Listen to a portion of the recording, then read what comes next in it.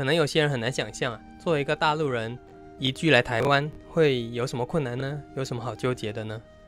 但是就像之前有一期影片里面一个网友评论所说的那样子，对一个男生来讲，跟随老婆定居台湾真的是一个很难的选择，需要做出很大的牺牲，需要很大的勇气。那一路上也会遇到各种各样的障碍你想得到的想不到的都有。那么到底是哪一个瞬间让我下定决心移居台湾呢？就要从一个小故事说起。 Hello， 大家好，欢迎来到大陆阿豆在台湾。这个是小阿豆，好像在睡觉是吗？你们应该看得清楚，我现在看不太清楚。好的，现在刚刚下班回到家，以前还觉得没什么，但是现在看到网上那些 YouTuber 一天一更啊，一天两更啊，真的是太厉害了。特别是有些还有正职工作兼职做 YouTuber 的，以前觉得很正常啊，就是讲一讲就好了。但是真的我自己来做 YouTuber 之后，我就发现真的是很辛苦很辛苦。下班要录影片，录完后面才是辛苦的开始，比如说要剪辑啊、后制啊、做字幕啊，然后上传啊、写标题啊、做封面啊，真的是很多事情，所以真的很需要大家支持。如果大家喜欢，一定要按订阅或者分享、按赞。那这个故事要从上个周末说起。上个周末中午呢，睡到了很晚，然后就去肯德基买了个午晚餐。那一切如常的排队点餐付钱啊。台湾的肯德基也跟大陆的差不多。然后我前面是一个坐轮椅的人，他也可以像普通人一样正常的独立出行、点餐付钱。那我觉得这就是台湾的一种成功了，可以让残障人士，我们中国大陆叫残疾人了，不知道台湾这边用什么叫法比较好。如果有冒犯到用错叫法，真心不是故意的，让他们虽然先天啊或者后天因为种种原因身体有所不便，但是也不会失去正常生活的权利，也能过上有尊严的生活。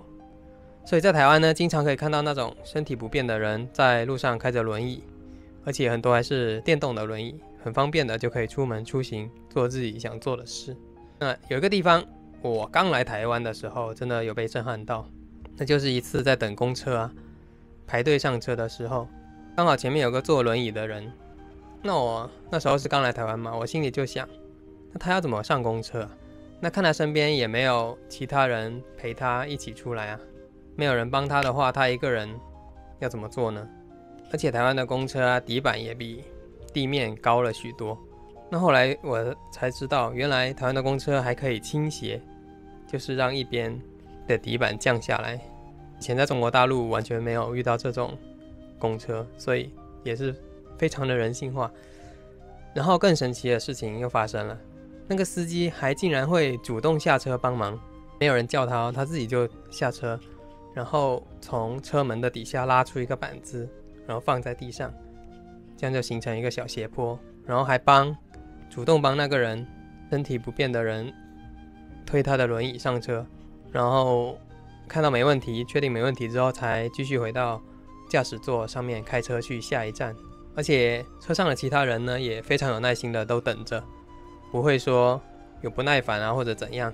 那当然这是一开始来台湾的时候遇到的，现在在台湾这边生活也有一段时间了，那现在如果再遇到这种情况，我也不会觉得特别奇怪了，因为真的大家都是这么的对陌生人非常有耐心，非常 nice。 所以当时第一次遇到的时候真的是感觉满满的温暖，非常的感动。那如果是在中国大陆坐轮椅的人可以很方便的出行，这种现象就比较少见。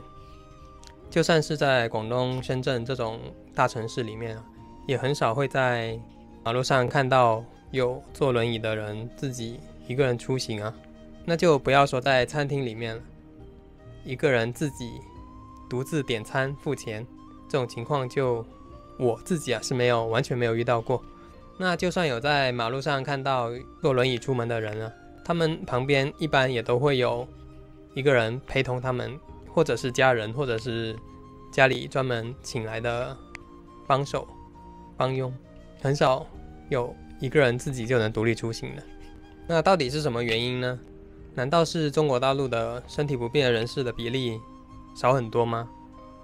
这样子坐轮椅的人也会相对比较少遇到。但我觉得不是这样的，两岸之间应该不会有这样子的差异，身体不便发生的概率应该在全世界都是相近相差无几的。那这些身体不便的人都去哪了呢？他们为什么不愿意出门，或者说为什么没有出门被我们看见呢？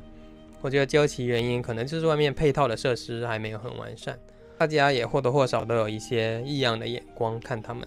那设施不便也导致他们很难自己一个人单独出行，必须有人一路陪伴帮忙。那这样出行的成本也会陡增，因为能负担得起一个人帮忙一路陪他出门的人，这样子的家庭真的是少之又少。如果专门有一个家人来陪他出门，那就少了一个劳动力在家里。那如果请人的话，可能又会花很多的钱，很贵。那当然了，在中国大陆的基础设施也是在不断的改进了，也有越来越多的地方做到了无障碍设施的普及。那相信未来也会越来越好的。好的，那么说回刚刚在肯德基啊，在我前面点餐的那个女生，因为我怕她轮椅要前进后退，所以我就离她比较远，怕挡住她轮椅的前进后退的空间。然后我自己就在看手机、滑手机，准备付钱。然后突然一阵金属落地的声音响起，我一看，原来是她把手上的准备付的硬币掉了一地，有很多个。那我下意识的就要收起手机去帮她捡啊，但是动作还没开始，我看到她旁边竟然已经有人在帮她捡了。那是一个男生，我看他真的是很认真的一颗一颗在捡，然后还请他把轮椅后退一点啊，然后去捡他轮椅的轮子旁边的硬币。然后捡完了之后，他还会帮他检查下地板，看还有没有剩下没有捡到的。说实话，当下真的是非常的感动。虽然在台湾生活并不是真的完美无瑕啦，也会有很多不如意的地方啊。